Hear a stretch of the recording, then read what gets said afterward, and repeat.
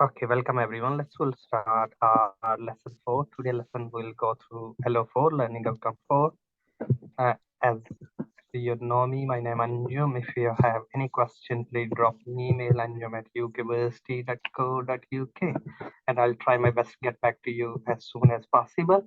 So today lesson LO4, which is about understand the organization context, education, training, and that's we'll go through the key terminology when we'll say organization context. So we need to be look around the organization where we're delivering the qualification from side, degree of centralization, how much centralized or decentralized organization structure and managerial structure, who is responsible for what. And then we can look around the context of education. Educational context can be defined as a method in which education system is designed to meet the specific goals and objective. When we'll say objective means end result, what as an organization we like to achieve. So objective always we set smart. Smart is specific, measurable, achievable, realistic, and time bound. And we narrowly also refer manner in the curriculum content in a position to provide value for learners. So we say value for money in a business, but here we're looking the value for learner. They think the time they spend they get it something which is useful for them in their lives to use. So knowledge of education context. Knowledge of education context is broadly sense of knowledge all setting where the learning taking place. The teaching context maybe have a significant impact on teaching performance. There are the range of contextual factors that affect teacher development and classroom performance. It can be political, it can be social, it can be legal, all these, which we can look around. What are the four contexts of learning? These are curriculum, areas, and subject, interdisciplinary learning, and the life of schools, opportunity for personal development. So what is an example of learning context? A website offering online courses. Maybe a couple of you heard about the Future Learn. Have we heard about the Future? Yeah, I've heard of Future Learn. Okay, that's quite good. And within the classroom, a lecture, laboratories, assignments, lab, and all, which we can look around in all learning contexts. Okay, what are the difference between the context and the concept? Conceptual learning is more theoretical, while contextual learning is more practical. So we can look Can you around, just repeat that?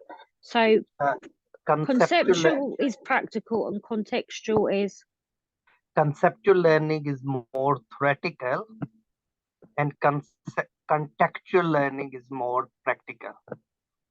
So we can look we can look around the context of the thing, like if inflation in the country, so what impact we have on, we can link to the practical examples. Yes? Okay. So we can generically we can explain the inflation for suppose, yeah, which a persistent increase in the price index, but what impact we have, we can give the practical context to it. So that's normally in accounting, finance, economics, we can link to any other subject. Employees who are able to apply their conceptual knowledge in real world context will be more productive because they are able to see the theoretical concept they learn in schools or the job and put them into practice.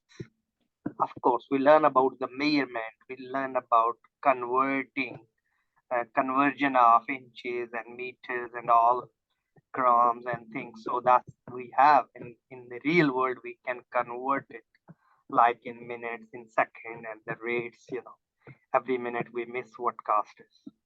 So what is example of content knowledge which we can look around? For example, mathematics, which we can knowing how to calculate proportion and knowing how to divide the fraction, which we can look around the practical like pizzas and any other example which we can normally, of course, as a teaching perspective, we carry on giving the impact how we can apply that side of knowledge. Okay, the learning outcome 3, as we said, We learn about the accountability of the stakeholders, which we can link to the education context and various contexts, organization structure, which is we mention it can be centralized, decentralized management structure. We can do the responsibility accounting as well. The concept we carry on using what role, what responsibility, communication channel, downward, upward, organization culture. Cultures mean the norms, value, organization structure represent the organization culture as well. Shaping the work environment relevance involve the recognizing the shared value, belief, norms. Understanding the culture will help, adopting the work environment in line with the institutional goal and promoting the positive value. Sometimes it's good to be, sometimes it's not match with the personal value and the organization value.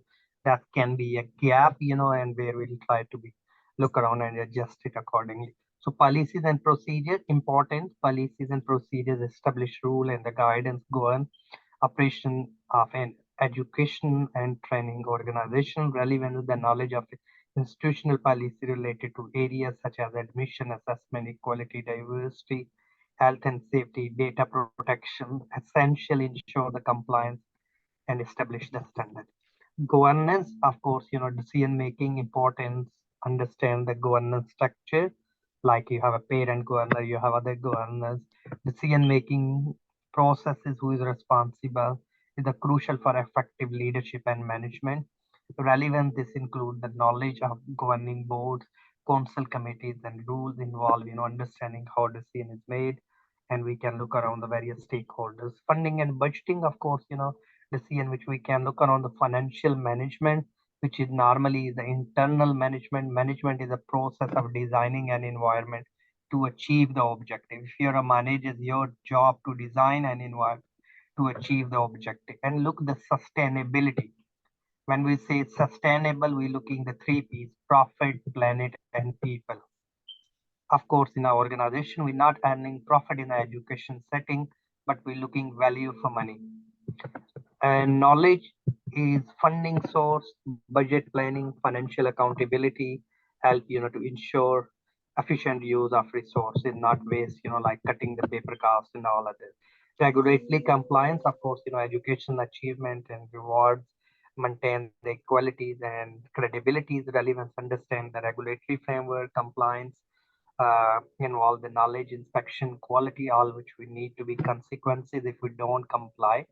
Stakeholder engagement, of course, stakeholders can be anyone who has any interest.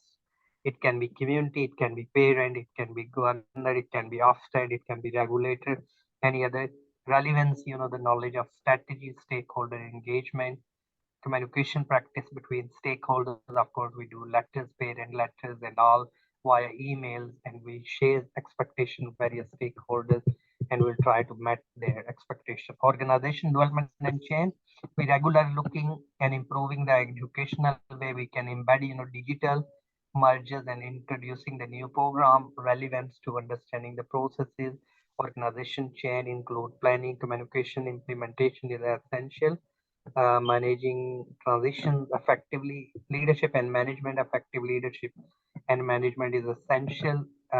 Educational objective, organizational objective, leadership style. Of course, we're looking at situational, transformational, autocratic, democratic in different situations. Sometimes you have to change your style. Team motivation. Motivation is the crucial, which we can organization success that can be lead. Of course, in overall, that's in our organization structure context, which we just mentioned, which we'll go through in further, in 4.1, 4.2. Okay, 4.1 explain the key aspect of policies, code, practices, and the guidance of organization.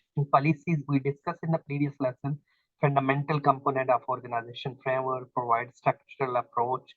We look the stakeholders, we can not compromise organization values. We embed British values as well in our policies to address. Policies are the formal statement, organization stance on the position, specify the issues, actions. Purpose of policy is the clearly expectation, guidance, behavior, decision making, compliance with the law, characteristic policies, typically board scope, cover overarching principle. We look the values as well, organization values, specific areas, policies serve as a foundation and the guide. An example, equality opportunities policy, health and safety policy, data protection, which we have a law as well, GDPR. Any questions, Trisha, if you have, please? No, I'm all right at the moment, thank you. Code of practice definition. Code of practices are detailed, the guidance, set of the rules, provide, specific instruction, how they implement policies. Purpose of the code of practices is the guidance for employees and other stakeholders to standardize. Of course, various organizations have the certification like ISO, which is quality certificate. What we are saying, same thing we are doing, and we have a documentary evidence. So these sort of, the certificate can help, which if we comply with the codes, and the code of practices is specified in detail, offering step-by-step instruction, which we can address, industry specified specialized areas. A code of practice is designed to ensure, policies are applied consistent with appropriate.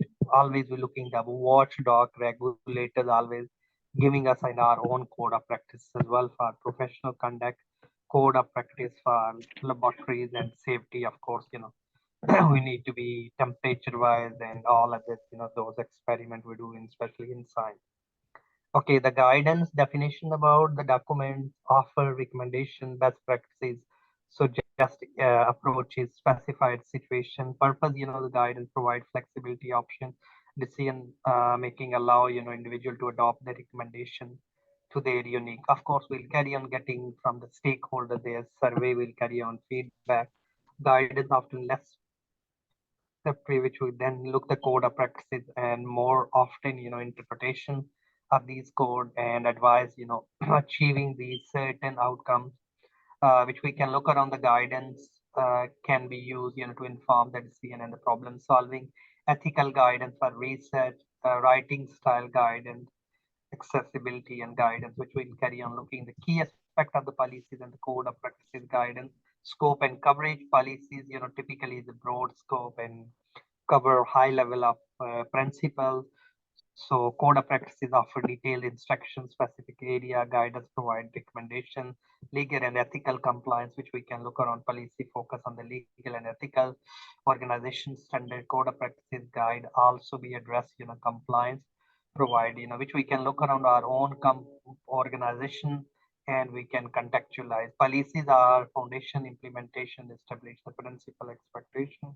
Code of practices provide the step-by-step, the procedures and the guidance, and we draw the recommendation and we can implement them. Flexibility and adaptability.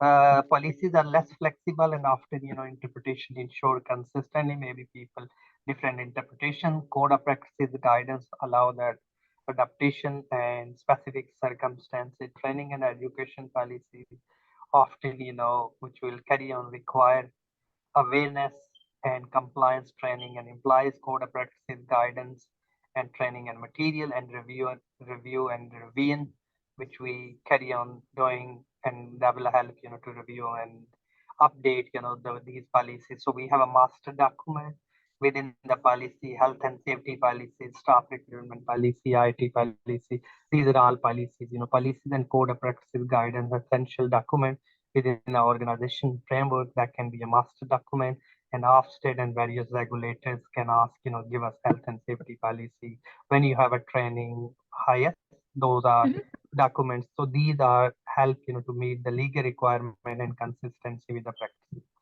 4.2, analyze and impact, organization requirement, expectation, and curriculum and the practice in your own specialist area, which we can look around different area of your own specialism area and organization requirement, expectation, curriculum practice in the area of specialist.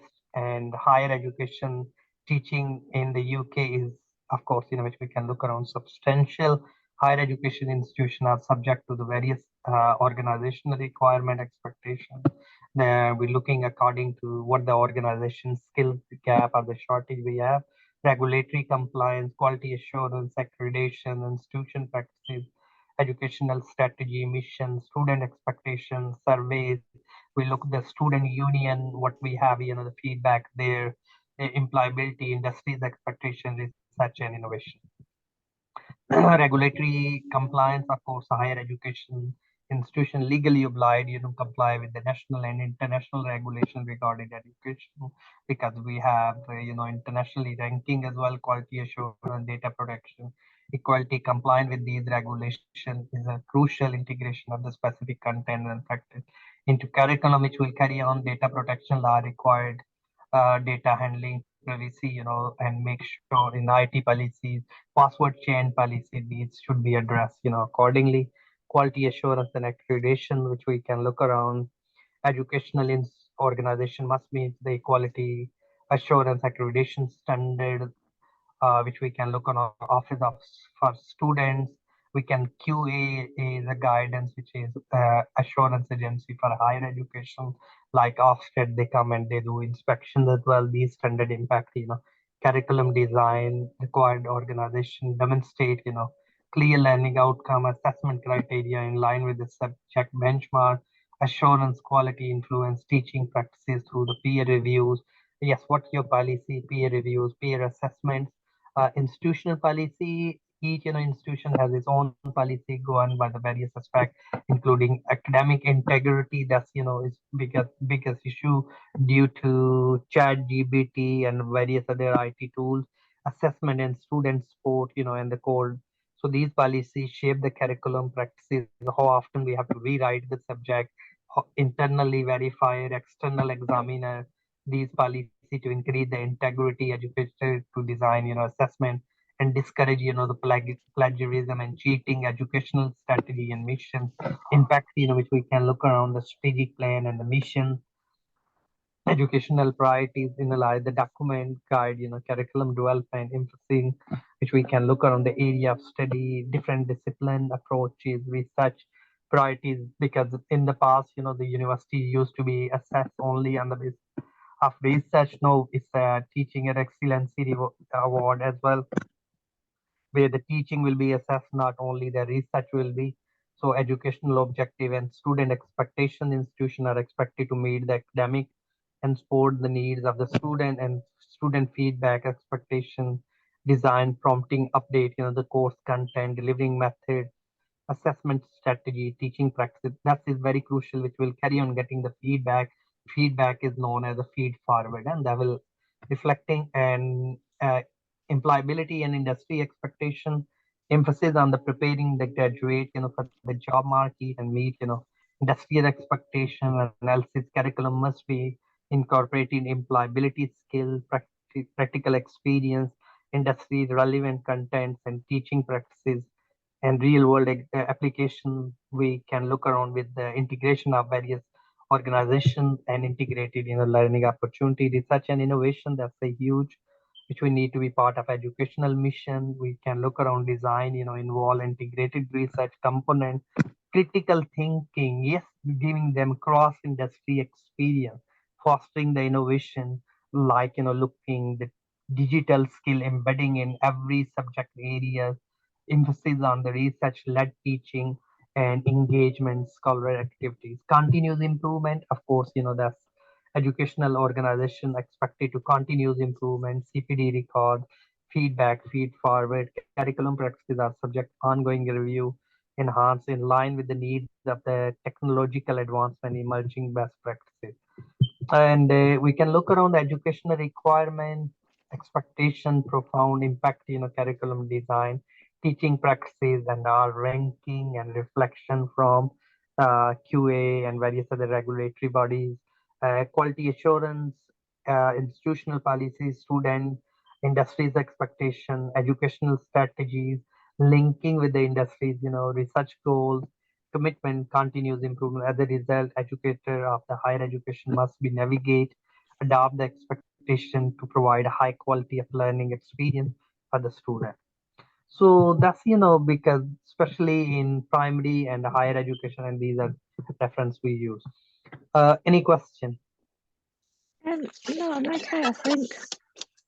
Of course, is can be linked when we'll do the assignment discussion, your own organization policies and within keeping in view of GDPR.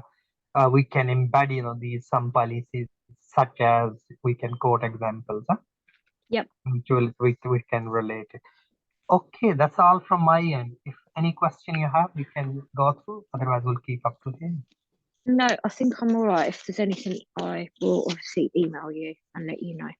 Brilliant. Thank you. And what I'll do, I'll make sure, I'll send you the link well before, one day before at least, and have a nice, lovely evening. Okay. And speak to you I'll next see week. you next week. Thank you. Thank you, Andrew. Bye. Thank you. Bye-bye. Like. Bye-bye.